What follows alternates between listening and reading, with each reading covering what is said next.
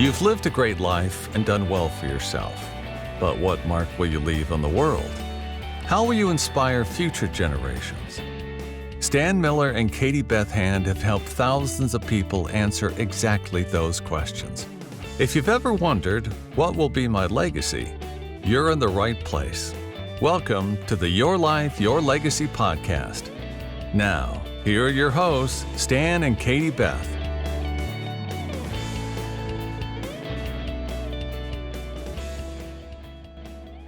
Well, good morning, George. How you doing? It's a great day. Wonderful to be able to be around, and not only to be around, but also to hopefully be making a difference in the lives of other people. Good. Yeah, no, you've been doing that for a long time, and I know we've known each other for quite a while. So welcome to the podcast, and we'll just give you an opportunity to talk a little bit about that, about all the stuff that you've done. And obviously you've had help, but this is, first of all, since I know George so well, I'm probably skipping a few things. First of all, a lot of you listening probably don't know who George Steiner is. George Steiner is the founder of two ministries, most recently, a ministry called Orphans that works in Russia, working with Russian orphans, easy for me to say. And George, I think the big thing, you've been doing this for almost 30 years in terms of as a leader, and then you were working in Russia before that. Maybe you could just tell listeners how you got into all of this, and then, why you had the crazy idea to found your own organization. I grew up like most kids of the 50s and 60s with some fear of Russia, and certainly not a fan of Russia. And so when I joined International Bible Society in 1991, they were doing a project in Russia called the Moscow Project. And at that point in time, I was head of major donors there. And so I looked around to say, what are we doing and where are we doing it? And what could we take people to go and see? And so in the summer of 1991, we took a group to Russia. It was a rather large group. Russia had just been opening, and so it was popular to go. And we had 54 people who went on a trip to distribute Bibles, and there was also some media members as well. And I went because it was part of my job. It wasn't because I had some kind of draw or attraction or call to Russia. I assumed it would be a one-time trip, and went there and had a great time distributing Bibles, getting to know people in underground churches, some Russian Orthodox priests, some other people, that translators, interpreters. A couple of them became staff members later on in my journey. And so it's like going anywhere.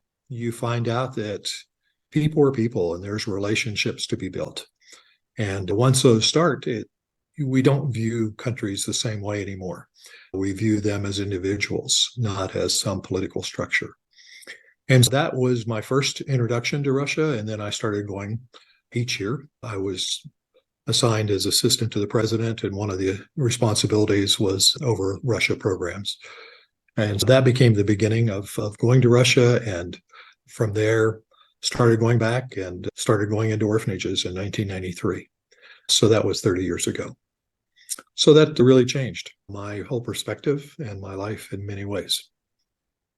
Yeah, and talk a little bit about what was the status or the condition in most of the orphanage at that time. I imagine 30 years ago. I know I think there's a movie out that's really good. I forget what city it was filmed in, but I think it's called The Italian. I don't know if you've seen that. I don't know how much that characterizes what you saw in orphanages, or if you have seen that movie. But what were things like 30 years ago?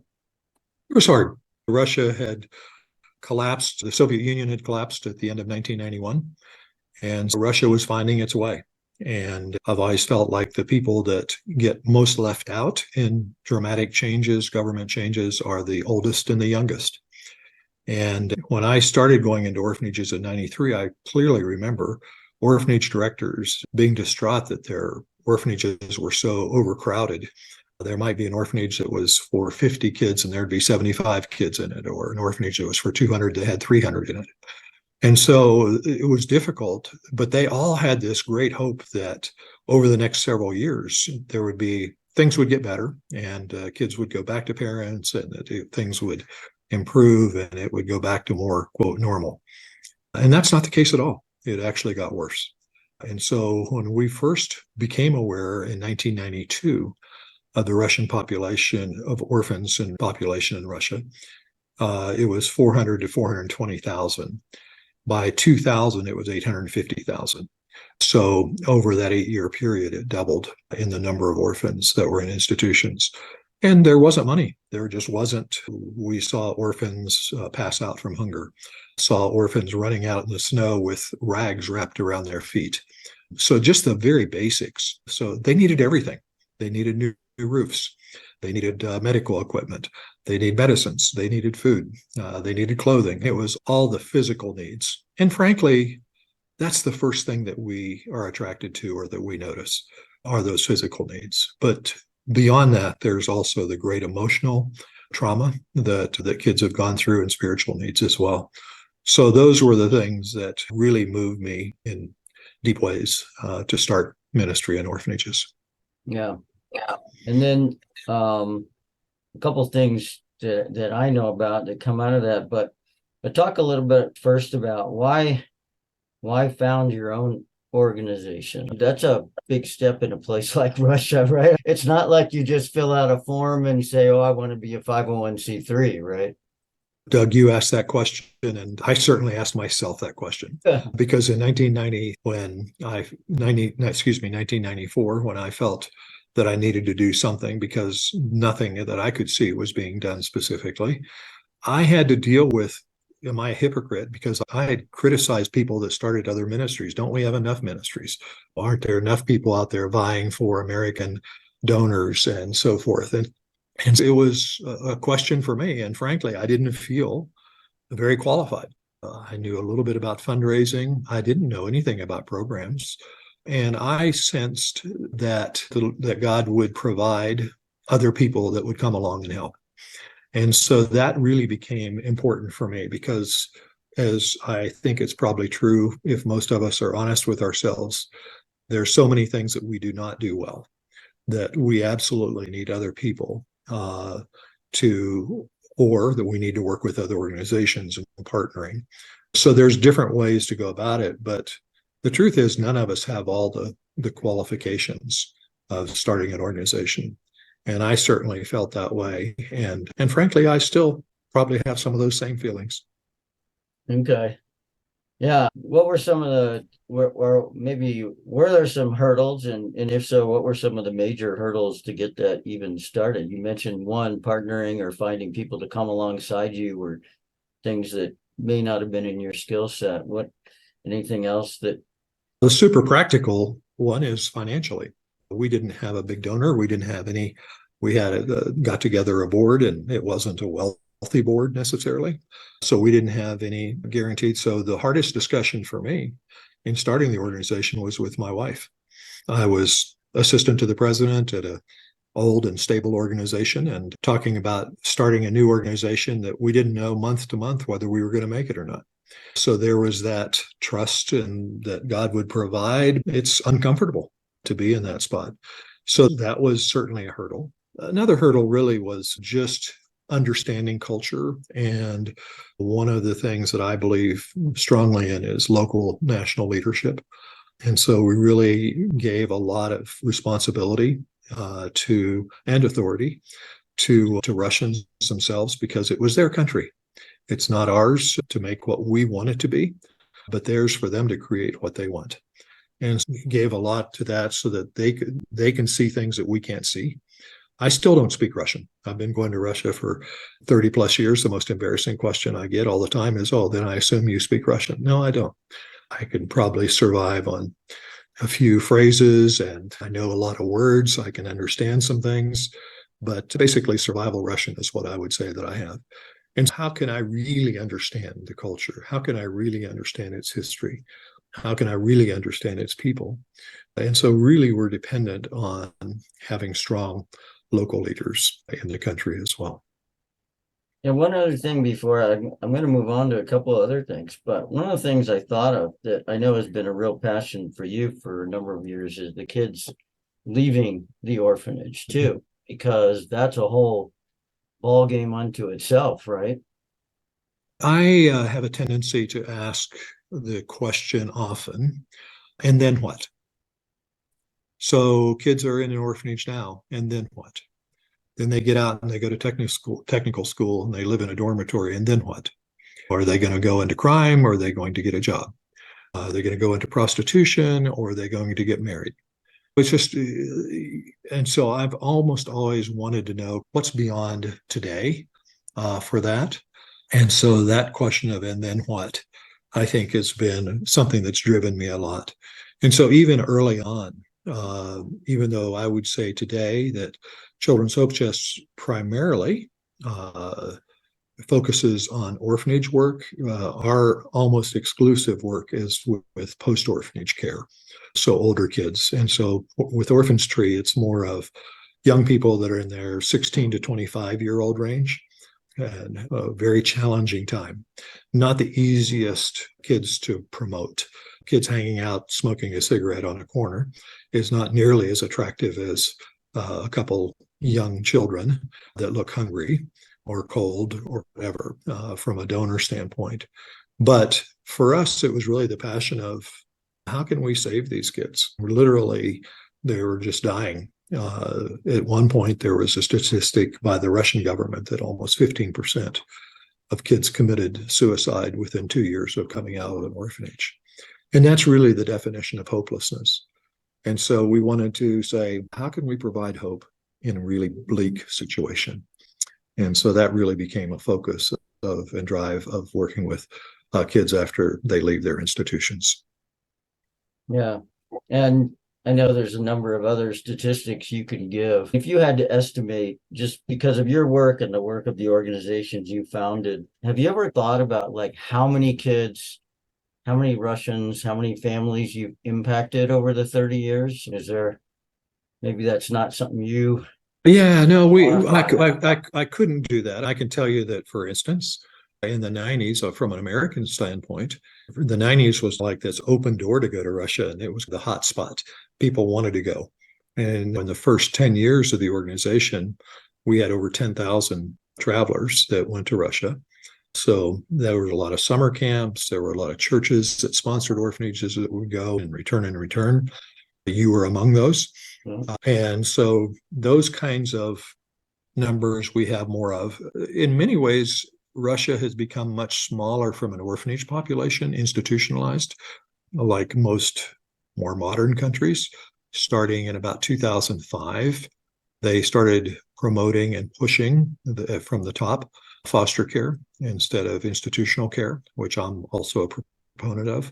And today there's probably less than 60,000 orphans in institution. And most of those have either special needs or psychiatric needs or chemical dependence issues, fairly severe kinds of issues like that, that they won't survive very well in a foster family.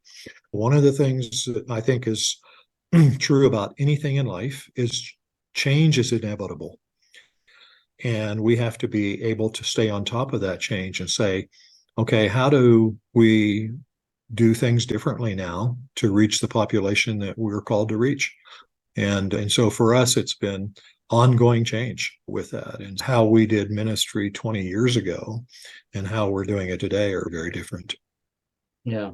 And you mentioned something too about how many Americans have traveled. I know, again, you mentioned that I've been a number of times, but yeah, the impact on Americans and maybe sensitivity to Russia and to what's really going on with Russian orphans and kids leaving the orphanage, and that support has been pretty amazing too.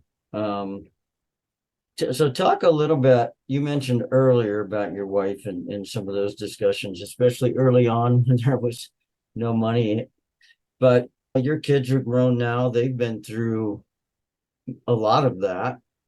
What's the impact been on your family, and I guess both conscious and unconscious? Obviously your values show through. So what? Well, I'm like any grandfather. I'm very proud of family. And the older we get, the more we realize that there's some things that last forever, and it's important to invest in those things. And one of those certainly is family. But you can also say friends, and you can say colleagues, those kinds of relationships. But from my family standpoint, people often praise me for, oh, it was that great that you did all this. And I'm like, I loved it. It was fun. I was traveling back and forth to Russia 5 or 6 times a year. It became my second home. I had lots of friendships. The people who sacrificed really were my family. It was my 2 daughters were in high school and junior high when I started, and they lived without a dad for a period of time. When starting the ministry, like starting a business, it's all consuming. There's really not room for a whole lot of other things.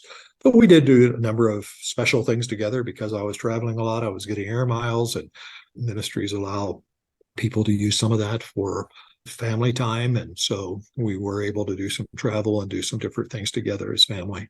But we've always been very close and continue to be. And my wife is very committed to different prayer ministries. And I'm just been so grateful for that. Part of the importance of support for the ministry. My oldest daughter, Rebecca, works part-time with the ministry and helps me with foundations and some major donors and next generation people as far as communication about what's going on in Russia. And then my youngest daughter, Meredith, is on the board. She's a very strategic thinker and highly respected by other board members. And it's just been it's been something that has been good for us, but there was sacrifice. And as I said, they were the ones that did more of the sacrifice in many ways than I did. Yeah. And we're talking about the overarching topic of legacy. And it seemed to me, as an outsider who has known you for a little while, would you say you've built quite a legacy? I think you have. How do you view that when you hear that term legacy and legacy building? Yeah, there's ways that I think there will be a legacy, and I hope so.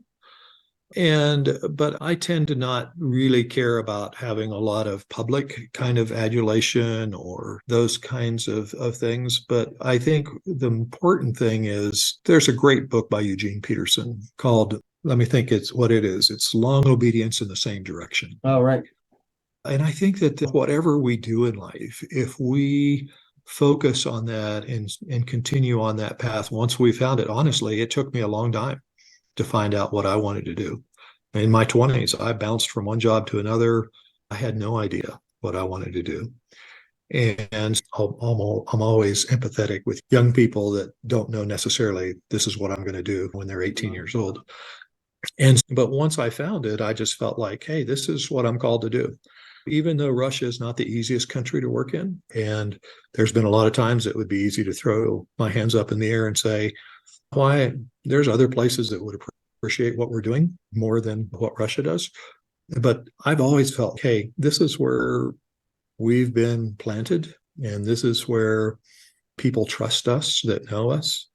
So we're going to continue, because even if things are really, really dreary right now, we believe that there'll be a new day at some point in time. And by our faithfulness, we'll have opportunities to share and to work in ways that we may not even imagine today. I actually think sometimes I think of the other side of legacy, and that's heritage.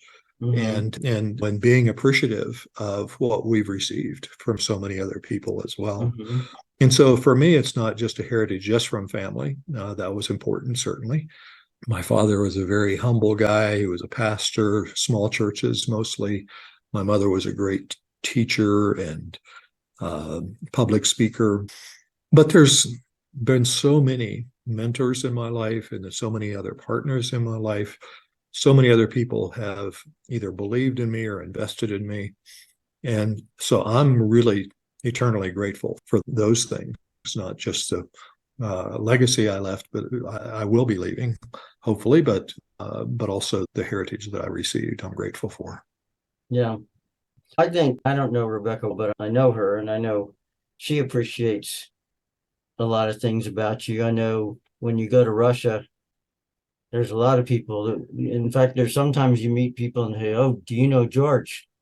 So obviously those people have been impacted.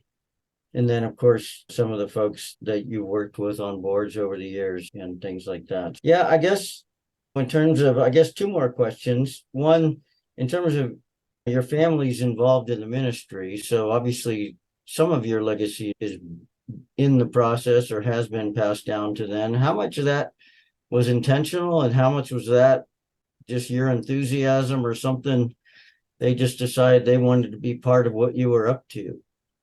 Yeah, I don't think that, certainly, I don't think they ever felt any pressure that they had to be part of. My view has always been, okay, there's been a lot of people that have gone to Russia on mission trips. Mm-hmm. And honestly, some people continue going back.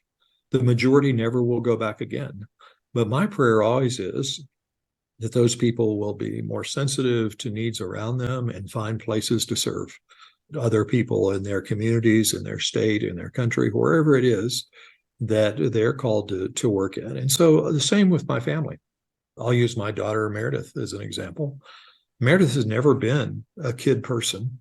When she was in high school, she went to Russia with a church group with us.